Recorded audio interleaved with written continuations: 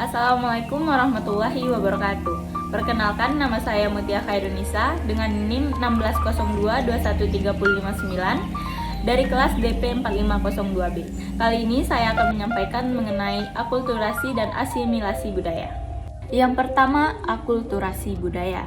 Menurut Kroeber, akulturasi meliputi perubahan pada kebudayaan yang dipicu pengaruh dari kebudayaan lain.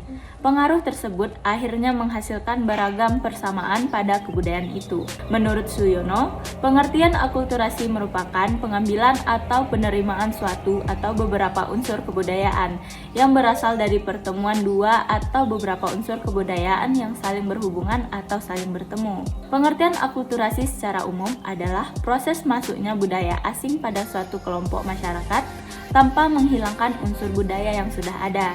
Menurut saya, akulturasi adalah meleburnya dua budaya dengan tetap adanya unsur budaya lama.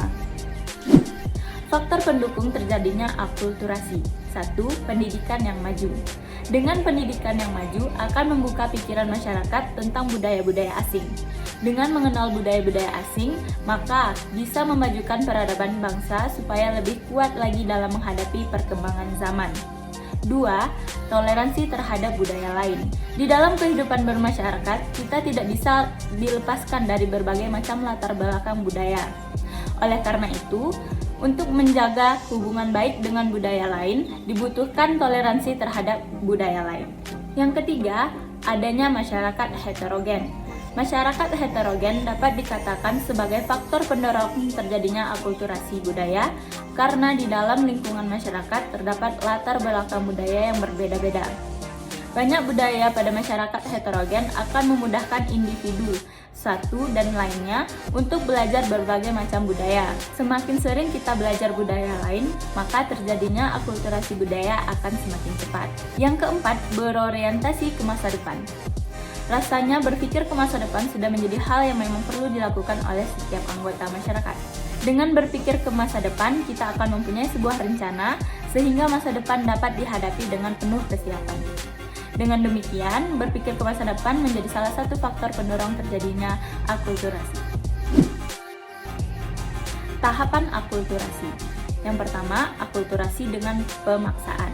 Akulturasi yang dilakukan dengan cara pemaksaan, contohnya seperti yang dilakukan penjajah di Indonesia.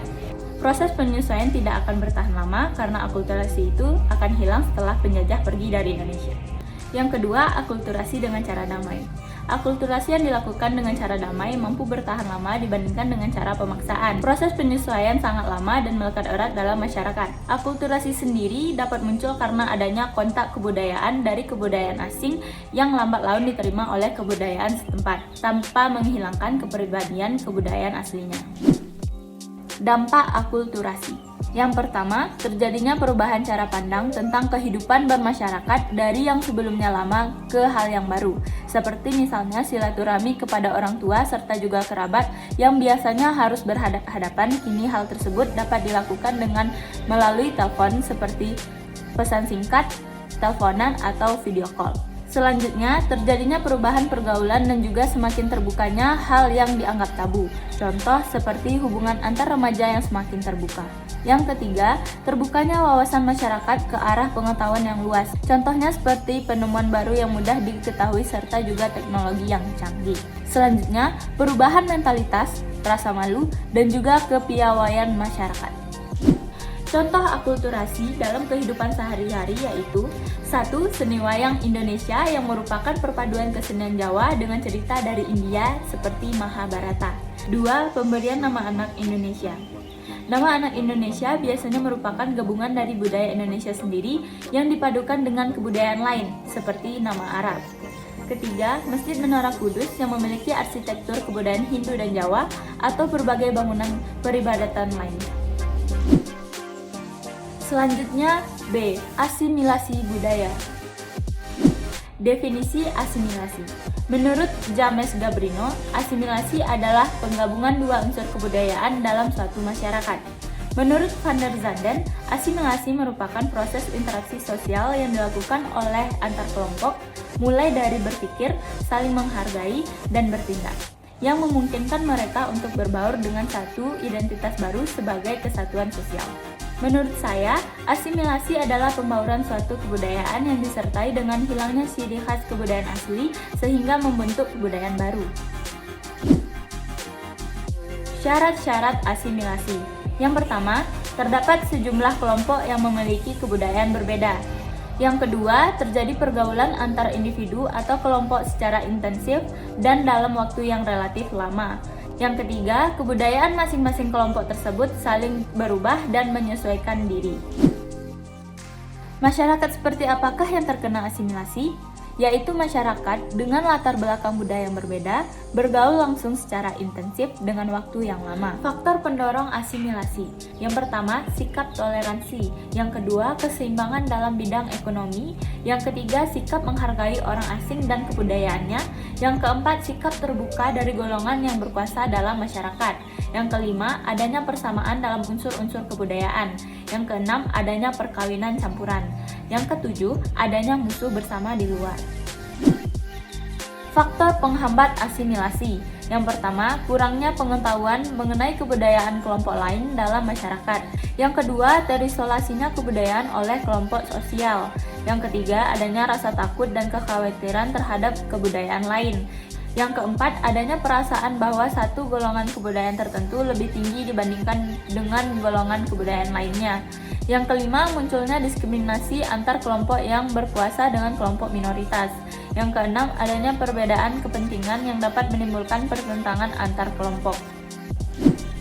Contoh asimilasi. Yang pertama, dangdut.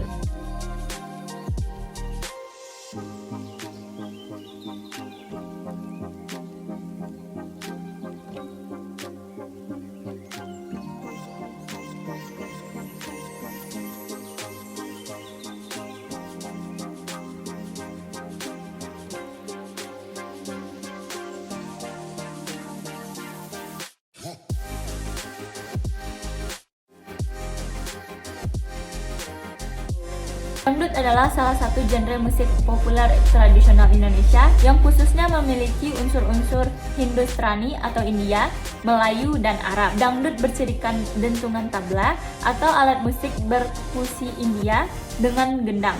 Dangdut juga sangat dipengaruhi dari lagu-lagu musik India klasik dan Bollywood. Yang kedua, smartphone.